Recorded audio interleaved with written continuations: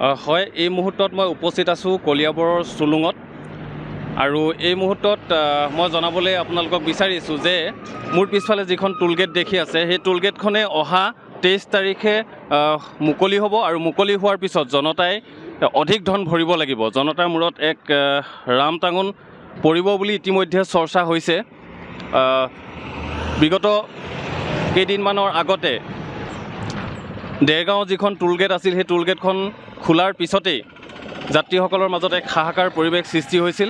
কালি দিনটোতো দেখা গৈছিল যে স্থানীয় বহু দল সংগঠন আহি তাতে আন্দোলনত অংশগ্ৰহণ কৰিছিল আৰু এই মুহূৰ্তত আমি দেখাই আছোঁ কলিয়াবৰৰ চুলুংস্থিত যিখন টোলগেট সেই টোলগেটখন অহা 23 তাৰিখে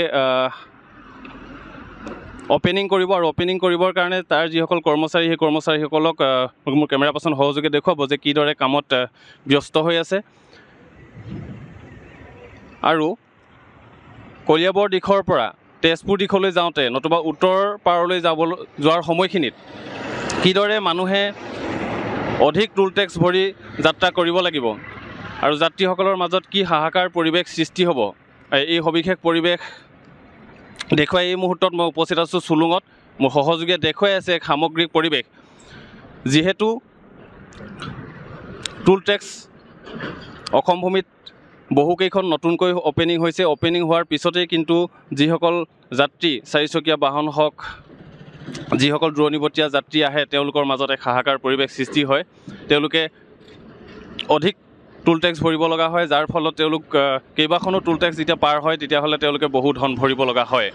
এই মুহূৰ্তত সামগ্ৰিক পৰিৱেশটো দেখাই আছোঁ কিদৰে ইয়াৰ কৰ্মচাৰীসকল ব্যস্ত হৈ আছে। মাজত মাত্ৰ এটা দিন আছে, অহা 23 তাৰিখে যি টোল টেক্স মুকলি হ'ব। টোল টেক্স মুকলি হোৱাৰ পিছতেই ৰাইজৰ যি প্ৰতিক্ৰিয়া সেই প্ৰতিক্ৰিয়া আমি দেখিবলৈ পাম। এই মুহূৰ্তত মই দেখাই আছোঁ কলিয়াবৰৰ এই চুলুংস্থিত যিখন টোলগেট এই টোলগেটৰ এতিয়া টোলগেটখনৰ দুয়োকাষে যি ৰাস্তা সেই দুয়োকাষৰ ৰাস্তাৰে দুই দিশৰ পৰা অহা যিসমূহ বাহনসমূহ অহা যোৱা কৰি থকা দেখা গৈছে। কিন্তু 23 তাৰিখৰ পিছতে কিন্তু দেখা যাব এক বেলেগ ধৰণৰ পৰিৱেশ, য'ত প্ৰত্যেকখন বাহনেই ভৰিব লাগিব টোল টেক্স আৰু টোল টেক্স ভৰিয়েই পাৰ হ'ব লাগিব উত্তৰ পাৰলৈ যোৱা যাত্ৰীসকলে, নতুবা উত্তৰ পাৰৰ পৰা গুৱাহাটীৰ দিশে অহা যাত্ৰীসকলেও ভৰিব লাগিব টোল টেক্স।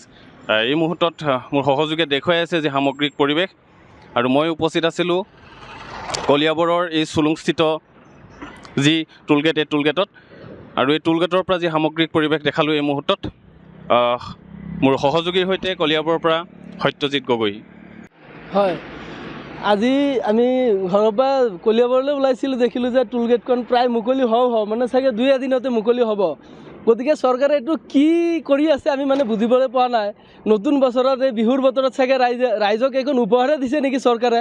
গতিকে আমি চৰকাৰলৈ এটাই আহ্বান জনাইছোঁ যে এই চোৰাংচোৱাভাৱে নহয়, ৰাতিৰ আন্ধাৰত নহয়, যদি টোলগেট মুকলি কৰাৰ হক আছে তেতিয়াহ'লে দিনৰ পোহৰত ৰাইজৰ লগত, আমাৰ কলিয়াবৰ ৰাইজৰ লগত বুজাবুজি কৰি, দল সংগঠনৰ লগত বুজাবুজি কৰি তেওঁলোকে এইটো মুকলি কৰিব লাগিছিলে, কিন্তু কৰা নাই। আমি ৰাইজ হিচাপে কৈ আছোঁ যে আমাৰ এই টোলগেটৰ কোনো প্ৰয়োজন নাই।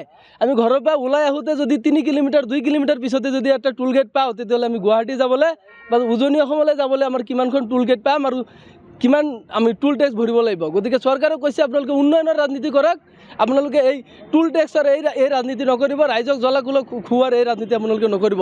চৰকাৰক আমি নগাঁও জিলাত এতিয়া 2খন টোলগেট হ'ব এইখনত, হয় কি ক'ব? এইটো এতিয়া চৰকাৰে মানুহক এফালে উন্নয়নৰ ৰাজনীতিৰ কথা কয় আৰু একফালে চৰকাৰে ৰাইজক কেনেকৈ লুটিব সেই ব্যৱস্থা চৰকাৰে কৰি আছে, সংগোপনে কৰি আছে। গতিকে আমি চৰকাৰক আহ্বান জনাইছোঁ, আমাৰ এনেকুৱা উন্নয়ন আমাক নালাগে, আমাক এই টোল নালাগে, টোল টেক্স আমি দিব নোৱাৰিম। গতিকে বিশেষকৈ আমাৰ কলিয়াবৰ অঞ্চলৰ মানুহ একেবাৰে অতিকৈ মানে আপোনাৰ পিছপৰা অঞ্চল বুলি ক'ব লাগিব অসমৰ ভিতৰত, কাৰণ ইয়াৰে বেছিভাগ মানুহে আপোনাৰ খেতিৰ ওপৰত, কৃষিৰ ওপৰত নিৰ্ভৰ। গতিকে এওঁলোকে যদি এখন 4চকীয়া বাহন কিনিছে, এতিয়া 3 কিলোমিটাৰ 4 কিলোমিটাৰ আহি তেওঁলোকে টোল টেক্স দিব নোৱাৰে। গতিকে আমি চৰকাৰক কৈছোঁ অতি শীঘ্ৰে এই টোল গেট বন্ধ কৰক, আমাৰ এই টোল গেট নালাগে। অন্যথা আমি দল সংগঠন, আমি এই ৰাজপথত আমি আন্দোলনত নামিবলৈ বাধ্য হ'ম বুলি আমি গম পাইছোঁ, কি ক'ব? হয়, পোনপ্ৰথমেই টোল গেটৰ জৰিয়তে ভাৰত চৰকাৰ তথা অসম চৰকাৰৰ ধিক্কাৰ আৰু গৰিহণা দিছোঁ। আজি বিজেপি চৰকাৰ অহাৰ পাছৰে পৰাই বিশেষকৈ ৰাইজৰ ওপৰত যি মানে জ্বলা-খোলা খুৱাইছে, আপোনাৰ বিভিন্ন ধৰণৰ টোল গেটৰ জৰিয়তে হওক, টেক্সৰ জৰিয়তে হওক মানুহক হাৰাশাস্তি কৰি আছে। এই টোল গেটটো কোনো প্ৰয়োজন নাছিলে। আপোনাৰ টোল গেট যেতিয়া নেকি স্থাপন কৰিব বুলি আধাৰশিলা কৰিছিলে বা আৰম্ভণি কৰিছিলে, তেতিয়াই কিন্তু আমি দল সংগঠনৰ ফালৰ পৰা বিভিন্ন দল সংগঠনে ইয়াৰ প্ৰতিবাদ কৰিছে, ইয়াত টোল গেট হ'ব নালাগে। তাৰ পাছতো টোল গেটটো স্থাপন কৰিছিলে। আমি বিভিন্ন ধৰণে আপোনালোকৰ জৰিয়তে 4-5 বাৰ ইয়াত ধৰ্ণা কাৰ্যসূচী ৰূপায়ণ কৰিছোঁ, প্ৰতিবাদ কৰিছোঁ। পাছত আলোচনাৰ মাধ্যমত এই টোল গেটটো বন্ধ হোৱা বুলি আমি গম পাইছিলোঁ। এতিয়া আকৌ পুনৰাই লুকাই এই টোল গেটটো আপোনাৰ আৰম্ভ কৰিব বিচাৰিছে। এই আমাৰ নতুন বছৰৰ এক মানে সঁচা কথা যে নতুন বছৰটো আমাৰ ভাল যাব নালাগে, বেয়া দিশত যাক, তেনেকুৱা আৰু চৰকাৰে ভাবি পেলাই টোল গেটটো আৰম্ভ কৰিছে। এই টোল গেট অতি শীঘ্ৰে বন্ধ হ'ব লাগে বিশেষকৈ, আৰু যদি বন্ধ নহয় আমি গণতান্ত্ৰিক হিচাপে ৰাইজক লৈ পেলাই ৰাইজৰ স্বাৰ্থত যি গণতান্ত্ৰিক আন্দোলন কৰিবৰ কাৰণে আমি সাজু হৈ আছোঁ। এই টোল গেট অতি শীঘ্ৰে বন্ধ হ'ব লাগিব, ৰাইজক আৰু হাৰাশাস্তি কৰিব নালাগে। আজি আপোনালোকে চাওক GSTৰ দ্বাৰাই হওক আৰু বিভিন্ন ধৰণৰ বিজেপি চৰকাৰে আজি দেশৰ কোনো ধৰণৰ উন্নতিৰ কোনো কথা নাই। গাদী ৰক্ষাৰ ক্ষেত্ৰত গাদীত বহি থাকিব লাগে, প্ৰধানমন্ত্ৰী হ'ব লাগে, মুখ্যমন্ত্ৰী হ'ব লাগে, মন্ত্ৰী চিটটো পাব লাগে, তেখেতসকলে সেইখিনি চিন্তাহে কৰিছে। কিন্তু ৰাইজৰ কোনো স্বাৰ্থ হ'ব লাগে তেখেতসকলে কিন্তু চিন্তা কৰা নাই। আজি আমি ৰাইজে বনাই দিয়া ৰাইজৰ চৰকাৰ, ৰাইজৰ মতে চলিব লাগিব, ৰাইজৰ সুবিধা মতে চলিব লাগিব। আজি চৰকাৰে তেখেতসকলে গাদী ৰক্ষাৰ স্বাৰ্থত তেখেতসকলে ৰাইজৰ ওপৰত যি ধৰণে অন্যায় অত্যাচাৰ কৰিছে, সেইখিনি কিন্তু আমি দল সংগঠন তথা ৰাইজে মানি নলওঁ। অতি শীঘ্ৰে এই টোল গেট বন্ধ কৰক, তাৰ কাৰণে আমি তীব্ৰভাৱে দাবী জনাইছোঁ। এখন কেতিয়াৰ পৰা মুকলি হ'ব বা কেই তাৰিখৰ মুকলি হ'ব গম পাইছে নেকি? আমি একো গম পোৱা নাই, কোনো ধৰণৰ নটিচ জাৰি কৰা নাই, কোনো ধৰণৰ আগজাননী দিয়া নাই। আপোনাৰ বিশেষকৈ আপোনাৰ সঁচা কথা একদম আপোনাৰ লুকাই তেখেতসকলে কাম কৰিছে। এইটো কিন্তু সঁচা কথা, ভাৰতবৰ্ষৰ জাতিৰ কাৰণে কাম কৰা নাই, অসমৰ জাতিৰ কাৰণে কাম কৰা নাই, এইটো গুজৰাটী মানুহৰ কাৰণে কাম কৰিছে, আপোনাৰ বিদেশী মানুহৰ কাৰণে কাম কৰিছে। আমাৰ ৰাইজক, স্থলীয় ৰাইজক আপোনাক হাৰাশাস্তি কৰিবৰ কাৰণে তেখেতসকলে চেষ্টা কৰি আছে। এইখিনি কিন্তু আমি কোনো পদ্য মানি নলওঁ। অতি শীঘ্ৰে এই টোল গেট বন্ধ হ'ব লাগিব, এক কথা।